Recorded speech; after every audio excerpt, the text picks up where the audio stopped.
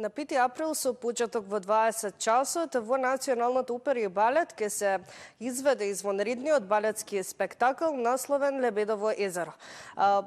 Токму со почеток од 20 часот. Ово утро заедно со мене се двајцата, всушност, оние двајца гости кои ги играат главните улоги во оваа балетска представа. Ово утро ќе поразговарам со Марија Кичевска-Шокаровска, која игра главната улога всушност на Одета, а потоа збор 2 ќе каже и мојот гостин Франциско.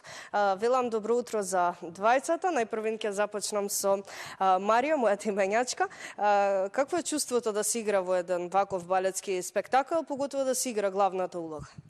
Па, чувството е прекрасно. Јас оваа представа веќе ја имам играно на 20 пати, сигурно 20-30, така да секогаш е предизвик, една екстремно тешка представа во која имам две улоги, не само Одета, како што кажавте, него и Одилија, две комплетно различни улоги и секогаш е, не знам, предизвик е, ние веќе имаме околу 3,5 недели да ја спремеме оваа представа, така да до 5 супер ќе биде све. Иако имате одиграно 20 пати, сепак е тешко. Да, секогаш е тешка. Никогаш оваа представа не може да биде лесна. Има и уметнички тежок дел и технички тежок дел. Значи, ви треба подолго време, верувам, за таа подготовка. Па, секогаш од прилика месец ја спремаме пред играње, сега имаме толку од прилика месец, 3,5 недели, така да доволно. За каков лик станува збор, Одета? Па и за принцот исто така да кажеме. Да, Одета е белиот лебед, односно нежен, романтичен лик, додека Одилија е црниот лебед, кој е многу да кажам, не знам дали сте запознаени со целата приказна, она е заводничка, она е, тоа е низината улога да го прелаже принцот, така се они комплетно две различни улоги. Се смет. И вие имате само една кратка пауза од 20 минути да влезете комплетно во другата улога.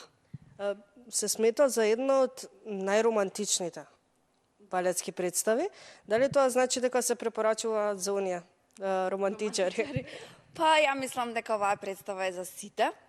Значи, представа која публиката, мислам, многу ја сака и е доволно позната, така да секогаш ни е препун салонот и ни е задоволство да играме. Верувам дека има голем тим кој што ќе ја игра оваа балетска представа, но ете, може ли мал дел од нив да напоменеме кој ќе ја изведе на сцена оваа балетска представа? Па вака, има огромен тим, значи ние сме околу 50 сигурно луѓе кои ќе бидеме на сцената. Ја играм Одета Одилија, значи главната улога, принцот Зигфрид и Балаш од Унгарија ја игра улогата на Ротбард. Понатаму има многу улоги. Напоменавте дека околу 20 на пати имате одиграна оваа представа. Имаше ли заинтересираност? Кои беа оние луѓе кои што најмногу доаѓаа, зборувам категоријаве, пример, дали помладата публика, повозрасната? Па искрено не знам, не ја гледам никогаш публиката, за мене тоа е една црна дупка. Сте сконцентрирани. Така да ја не ја гледам, но мислам дека сите доаѓаат на оваа представа. Морам да кажам, ја и Франциско, прв пат ќе играме овдека во Македонија заедно. Ние имаме играно во Варна, Бугарија, пред 3 години. Тоа е нашето последно Лебедово. It's our last one leg, yeah? Така да 3 години веќе не сме играле Лебедово и е challenging. Ова кажува дека имате едно големо искуство во оваа област. Кои се други балетски представи ги имате изиграно овој месец март? Па сега пред 2 недели имаше Заспаната убавица, кај што ја толкував главната улога Аурора. Пред тоа имавме Дама со камели, која е една прекрасна представа за играње, морам да кажам. Ја играв Маргарита и он беше Арман. Пред тоа we had Nutskrick. Да, имав Мораво кршачки 2 и така натаму, така да. Лиот овие кои ги споменавте, може би сепак останува за најмако трпна ова? Па, да, може би this one leg the most hardest. Yeah. Yes. Sleeping Beauty, Заспаната убавица исто е многу тешка представа, но мислам како уметнички сепак Лебедово е едно ниво погоре. Мислам дека се напоменавме. Накратко ќе ве прашам која е онаа порака која ја упатува самата представа, заклучокот. The message from the performance. Знам дека има и трагичен крај. Односно, трагична е љубовта. Во нашата представа, во нашата верзија, во оригиналната верзија има трагичен крај, каде што на некој начин злото победува, но во нашата представа и нашата верзија во Скопје е среќен крај.